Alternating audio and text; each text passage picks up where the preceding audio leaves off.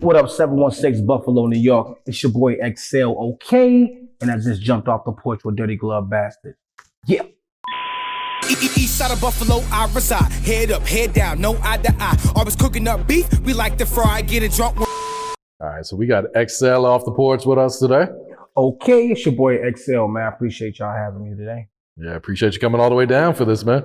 No problem, man. Long ride from 716. Yeah. You know what I mean? But, what else you got shaking here in Atlanta for this trip? we shooting a music video down here after we do this interview. So shoot the music video, do small promotion, hopefully run into a couple of individuals so we can get this network started. Okay. You come down here pretty often, or?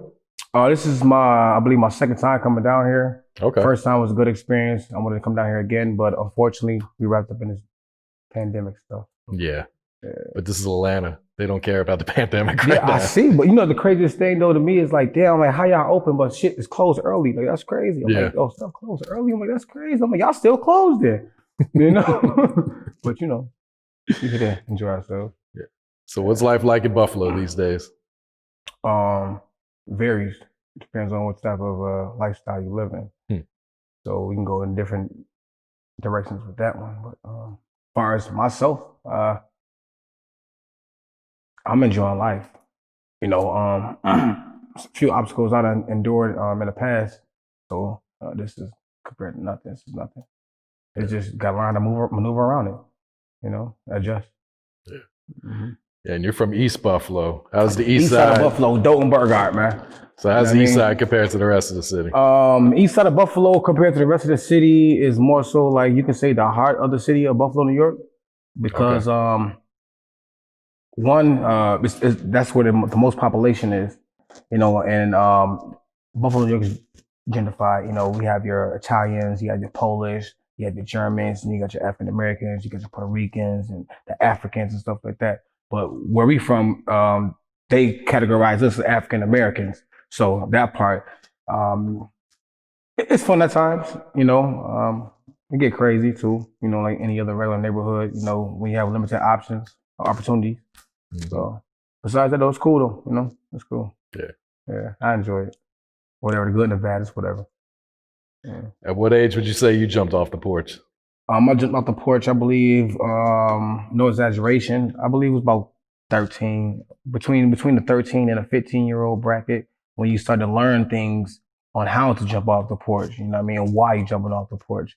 But, you know, coming up, you don't get educated what you're jumping off the porch for. You see, and that's the thing that I feel a lot of older individuals kind of like didn't install within this gap generation. Was like, okay, if you do this, it's for a reason. If you do that, it's for a reason. Like back in the 60s and 70s, it's like the man went out and got a job. The mom stayed home, took care of the family. You know, it was a reason. It was a society reason. The reason why you had to go out like that. But yet still, it was reasons for everything that you do. Mm-hmm. So, you know.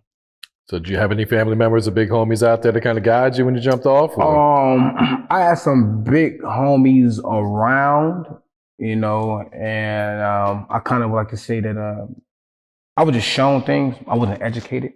I was just shown this is what it is when you do this. This is what it is when you do that.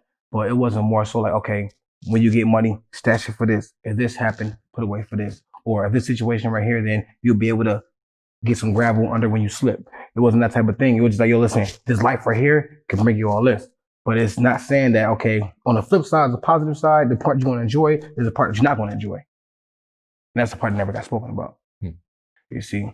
So it was more so like you live and you learn thing, which is cool. You know what I mean? I'm here. I'm alive. Today's my birthday. I'm enjoying it. Oh, shit. Happy birthday. Yeah, man. Thank you, sir. Yeah. So was there a lot of bump in your head on that journey? Yeah. It led to prison time, incarceration, and things like that, which I don't let what occurred back in the day affect me today. You know, some people try to use it as an excuse. I'm like, nah, if you ain't still getting locked up or whatever happened when you was a child, if it ain't still occurring now, you can't use it for any excuse, man. You're too old. Too old, you know? So whatever choices and decisions I decided to take now is more so like a learning experience. I don't get too upset when something, when I get burned on something. You know, it's like, all right, well, I expected it. I didn't put too much trust into it anyway. We'll keep it moving. All right, cool. Move on to the next stage. You know? When did you go to prison? How long ago was that? I went to prison when I was 18. No, excuse me. I got apprehended when I was 18, but I went to prison when I was 19, and I came home now 3 days before I turned 21. Okay. Yeah. Did that change your outlook on life or how you moved around or? Prison, it kind of broadened my horizon, on different ethnicities. That's one. Different lifestyles and different backgrounds, which I'm kind of thankful that I went through that and had that experience, because without that, I believe that I would have caught on a little later, because when I was younger at that age, it was more so like it was so much going on in the household, outside the household, so it was like road to destruction, and it's like when you communicate with people. And it's like you talking to them, it's like a cry out, but you ain't crying out. So they think that you just communicating, just kicking it. It's like, nah, I'm kicking it with you, but you ain't paying attention. Then when you blow over like that damn kettle, and it's like, oh, I know Incredible Hulk can come out. It's like, well, I've been telling you, I've been talking to you as Bruce Banner, but you ain't been listening. You know what I'm saying? So, but besides that, man, I appreciate the experience. I met a few good dudes, dropped a few jewels on me. It was cool. I mean, some people will say, man, I never want to do it again. I never want to do it again. But that time period, I learned a lot, especially about myself. Oh, yeah. Yeah. Mm-hmm. So how long you been making music now? I've been making music, creating music, being creative since the mid-90s. I had a friend of mine back in Buffalo named Isaiah, and we call him Ikey, and I always knew how to recite, but I didn't know how to write. So I can quote stuff. I can do this. I can do that. I can say what you're saying. Or you can write something for me. I can say it. I can flow it. So after a while, I said, you know what? I'm going to write something for you. It's all right, cool. Wrote something for me. I got the format, the breathing, the 4-bar measurements and stuff like that. So I was like, all right, cool. I can do this. I can do this on my own. So, but what got me really actually writing, I was getting to with my mom. You know what I'm saying? Typical neighborhood story. Mom's on drugs, pops locked up, whatever the case may be. So my mom's like, boy, what you say? Keep your mouth closed. I'll do this, I'll do that. And it's like, all right, when we go in the room, close the door, get to writing. Yeah, Ma Deuce. Wish I had a gun, I'd shoot and stuff like that. You know what I mean? So it just started going like that. And then people was like, yo, you really can rap. Like, you really can rap. You should take it far. But, over the course of time, as me taking it serious, like the music was shifting over to like streaming. Mm-hmm. You know what I mean? So I was still kind of late, especially with going to prison at a young age. So I was late. I'm like, yo, I'm still selling CDs. Like, no, everything is about to become digital now. So it kind of broke a little fracture in the timeline. Yeah. Mm-hmm. Who were you listening to growing up? Well, growing up, my mom's from the West. She's from West Coast. She's from Vallejo, California. She grew up like the Bay Area, like E40 and all of them. So once my father, he went to prison in Maryland. We over in California, like the early 90s. We went over there, and then we got just subjected to just listen to that type of music. So when we came back over here, like to the East Coast, and we hear East Coast rappers, it's like, yo, this shit is whack. Like, this is whack. Like, what is it? We used to that and Jerry curls and all that stuff. So we come over here, listen to this. This shit's trash. This is that. And then it's like, okay, wait, we learn music all over again for being over here. The East Coast, but it was cool, man. Like it was fun. Like I said, man, like you endure certain experiences, they may hurt, but at the end of the day, you look back at it like, well, shit, I learned something from it because I won't go through that shit again. So it's cool. Yeah. So what's your thoughts on the rap game today? There's been so many changes. Bullshit. A lot of trash ass rappers that shouldn't be even rhyming, hopping on mics, and a lot of people that should be, a lot of people that's producing them should even stop making beats, stop telling them to go in the studio, stop taking their money, man. That's just that, man. You people are trash, garbage. Buffalo, New York is the next wave. Pay attention. Thank you. So let's talk about the music scene in Buffalo. Okay, well, let's do it. What you want to talk about? What's going on out there right now? Okay, a lot of things is going on. Griselda Records, they kicked the doors down for us. Excuse me. Let me scratch that. I disrespected Buffalo by saying that. My apologies. There was those that came before Griselda Records, came before BSF and all that extra stuff. All right. I just want to say that they made a bigger impact than those that came before them. So with that being said, it makes individuals in the town want to go harder, but it's just one thing that we need to understand as a city that it's a music business. All right. So the culture thing been flushed out. All right, the culture been flushed out. It's business now. So if you're not ready to conduct business, then don't step in that seat, acting as if you want to conduct business. It's just business, that's all. So. Are most of the artists out there supportive of each other, or is it more of a competition? It's more so of a competition. However, you got some artists that support each other. It depends on if you're gonna kiss ass, people will mess with you. You know what I'm saying? If you're gonna ride dick, people will fuck with you. You know what I'm saying? So, or if you got something that they're interested in and you can help them get to the next level, then they'll fuck with you. If they see you as a threat, they gonna fuck with you. Cause they see that, okay, if I put you on, you're gonna surpass me. I don't want that to happen. I need all the light on me. That's unfair. You know, like I'm a universal individual. So it was like, okay, like a few individuals that's supposed to come down with me. I'm like, let's just come, let's go and have fun, enjoy the experience. You know what I mean? It's my mission, but we all gonna complete it. You see what I'm saying? Like, I'm not with that, oh, you with this crew, you with that crew. That's corny, man. That's corny. That's corny as hell. You know what I mean? So, I mean, that's just corny. It's corny as racism. You know what I mean? You white, you black, and what? This, whatever happened with my people, same thing happens with people. You got bums in your family? Yeah. You got less fortunate people in your family? Yeah. Same thing happened in ours. What the fuck? It's just stupid. You know? So, whatever. Okay. But make sure that y'all go check me out on I Am Eccell. Eccell is spelled Eccell on Facebook and Instagram. It's the same exact thing. Next question. Why do you think people overlook the talent out there in Buffalo until recently? Like I said, not knowing the business part, you know, because a lot of us there, we tend to think that I'm gonna go in the studio, I'm gonna record, I'm gonna upload, and then I'm gonna get on. It don't go that way. That's old school. That's how I thought back then with the CDs. You know what I mean? Word of mouth, I got CDs, I'm gonna do a few shows, I'm gonna get on. No, I got left behind. You see what I'm saying? I had to relearn certain things and I had to reemerge. Okay, this is how things go, this is how it works, and it's cool. You know what I mean? Like, I'm not even gonna lie. You know what I mean? A lot of people in the town can't fuck with me. Lyrically, songwriting, they can't fuck with me. Making moves, that's cool. You know what I'm saying? That's easy to make moves. Just take your time out and travel. That's simple. You know what I'm saying? But as far as like making that authentic music, a lot of people in the town don't have it.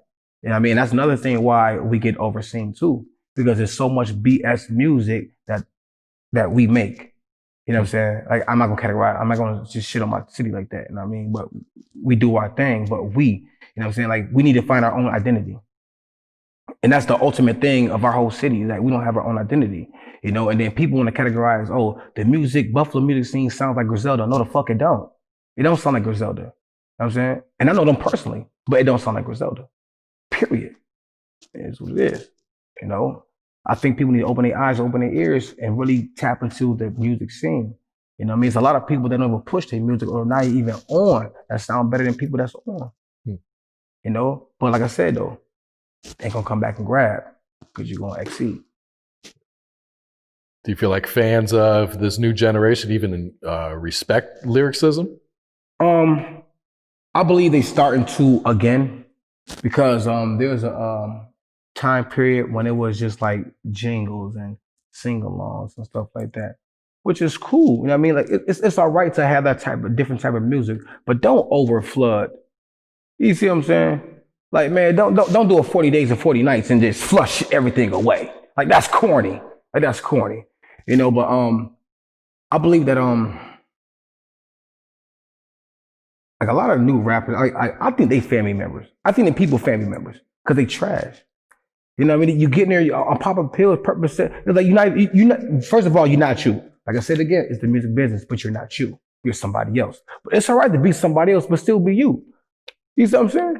So I was like, people took us on 32 keys in the trunk. I got the key, I'm blinking, letting off every day. God damn.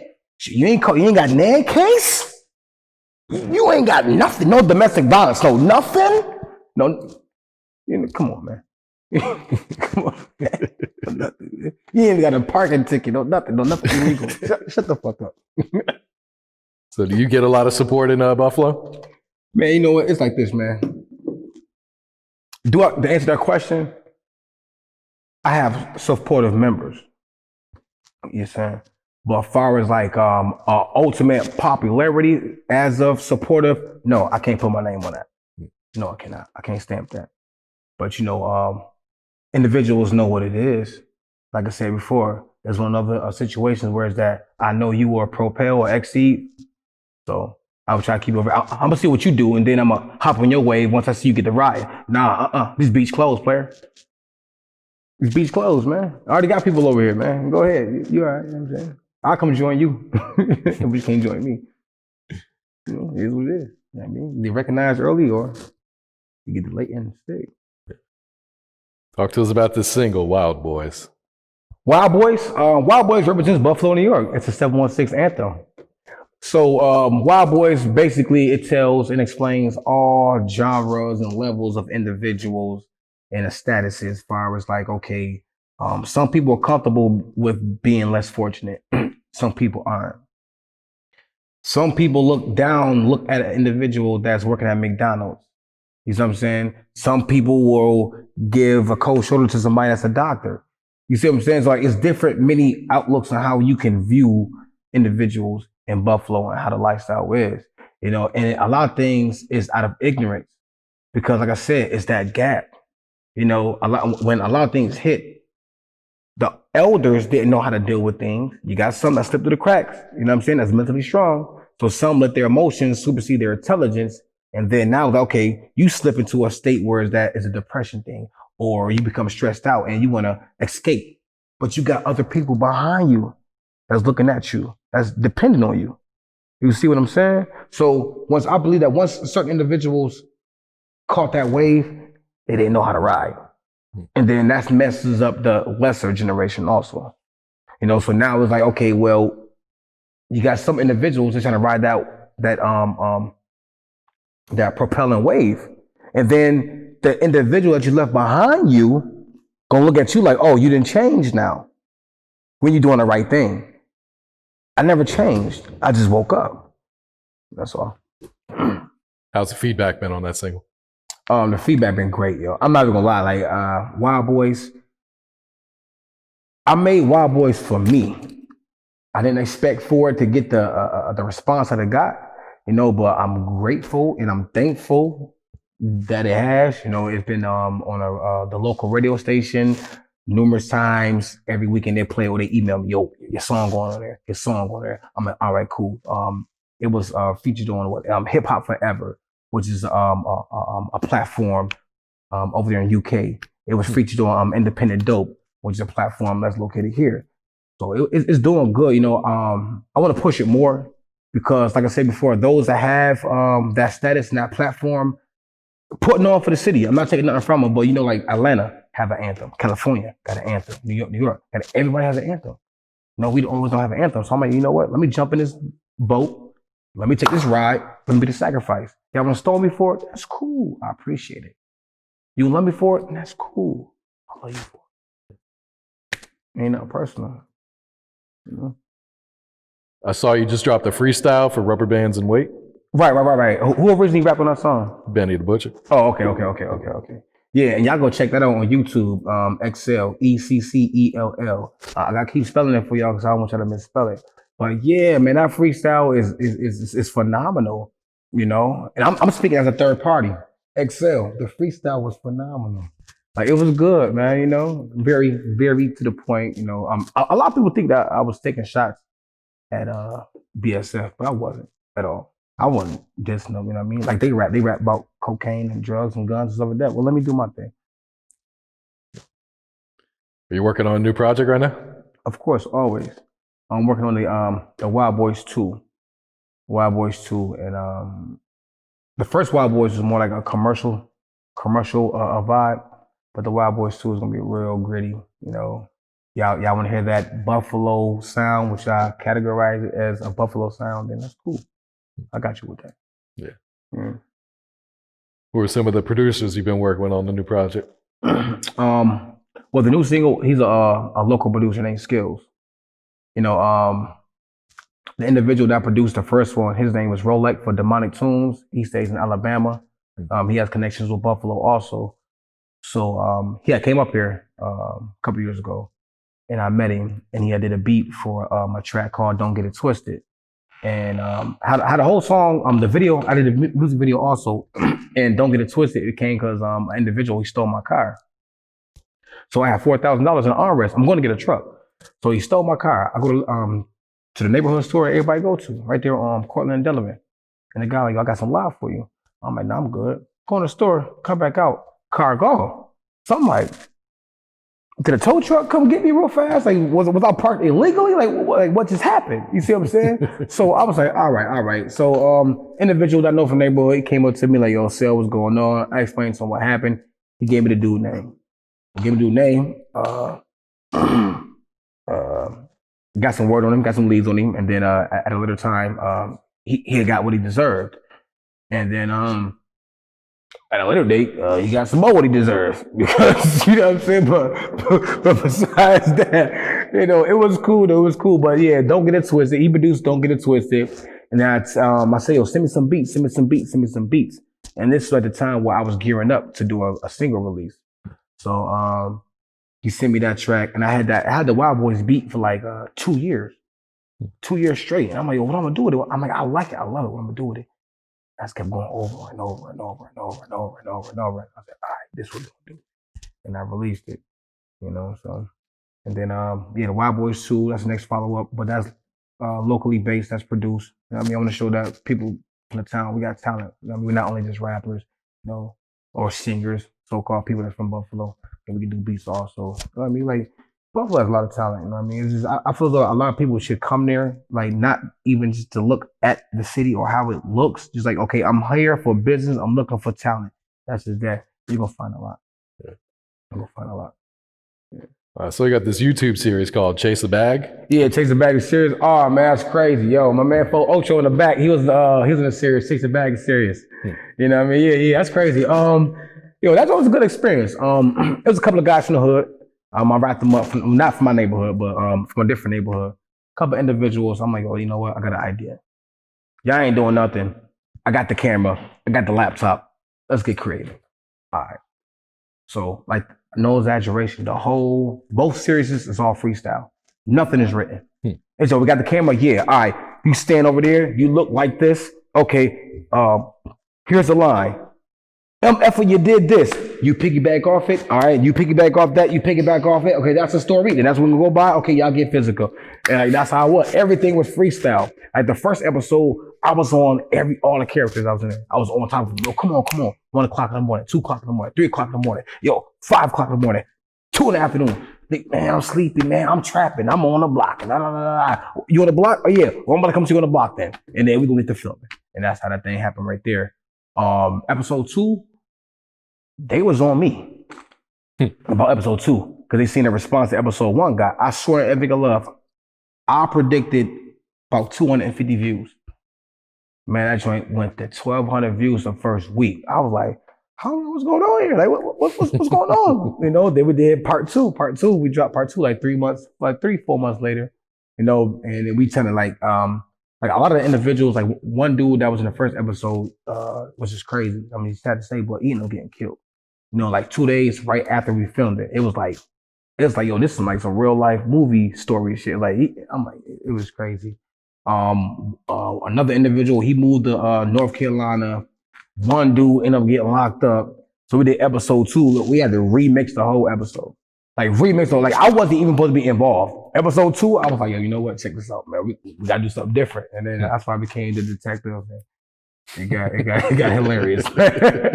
It got hilarious. Yeah, so it was fun. Will there be a part 3?